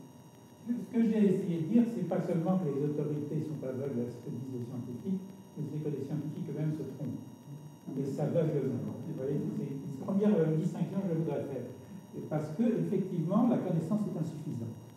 Et que, d'ayant une connaissance insuffisante, on bâtit quand même des théories parce qu'on veut expliquer ce qui existe, mais avec des paramètres qu'on ne contrôle pas, et donc on se plante, ce qui n'est pas étonnant. Quand on ne contrôle pas l'ensemble des paramètres, on se plante. Je pense toujours à... Pendant un moment, j'étais au conseil d'administration d'une grosse boîte d'exploration pétrolière. Et ils me montraient un de leurs programmes qui prévoyait comment prédire toutes les pressions de gaz, d'eau, etc., dans tout un champ qui avait été avec des forages partout. Et c'était extraordinaire, ils le prédisaient partout exactement. J'ai dit, bah oui, d'accord, vous avez un magnifique programme avec beaucoup de paramètres changeables. Mais je leur ai dit, quand vous faites un nouveau puits, est-ce que vous vérifiez ce que vous avez obtenu? Ils m'ont dit non, jamais. Mais on rajoute des paramètres et du coup on explique. Vous voyez, c'est le problème. C'est le problème scientifique de ces choses-là où on ne contrôle pas tous les paramètres. Alors, avec l'informatique actuelle, on augmente le nombre de paramètres à chaque fois et on explique tout. Mais ça ne veut rien dire. On n'a pas de compréhension profonde du phénomène parce qu'en fait, dans le cas du séisme, on ne l'a jamais vu se faire et on ne sait pas vraiment quels sont les paramètres les plus importants. Donc, je ne jette pas la pierre à ceux qui ont fait les fautes. Moi-même, j'en ai fait un certain nombre dans ma vie. Je dis simplement que ce qui est important, c'est de rester ouvert et aussi d'avoir le degré de certitude ou d'incertitude dans l'affaire. C'est vrai que l'endroit où les destructions les plus importantes peuvent être attendues et il peut y avoir des problèmes importants, c'est la Côte d'Azur. Ça, c'est vrai, surtout avec la densité de choses là. C'est pas au niveau du Japon, mais c'est vrai qu'il peut y avoir des destructions importantes. Après, le grand problème, c'est que le dernier grand séisme important qu'on a eu, c'était à la fin du 19e siècle. Voilà, de celui-là. Et bon, il n'était pas vraiment enregistré, on n'a pas toutes les données, etc. Hein. Vous savez, les choses quand changent et sont importantes, mais je me souviens que j'ai plongé en sous-marin au large de la Côte d'Azur pour étudier un truc extraordinaire, c'est des grottes qu'il y a en dessous, parce que vous savez que la Méditerranée était asséchée il y a 5 millions d'années, et donc le niveau de l'eau était baissé de plus de 2 km, et sur la côte, vous avez une érosion fabuleuse, vous avez des blocs de roche et tout, des grottes, etc., qu'on peut explorer, et puis qui a été rempli par l'eau. Et ce qui m'avait beaucoup frappé, c'est qu'on avait trouvé des blocs de ciment de l'aéroport de Nice à 100 km des côtes. À 100 km des côtes. Et ils avaient été importés par ce qu'on appelle des courants de turbidité, des espèces de courants dus à la gravitation.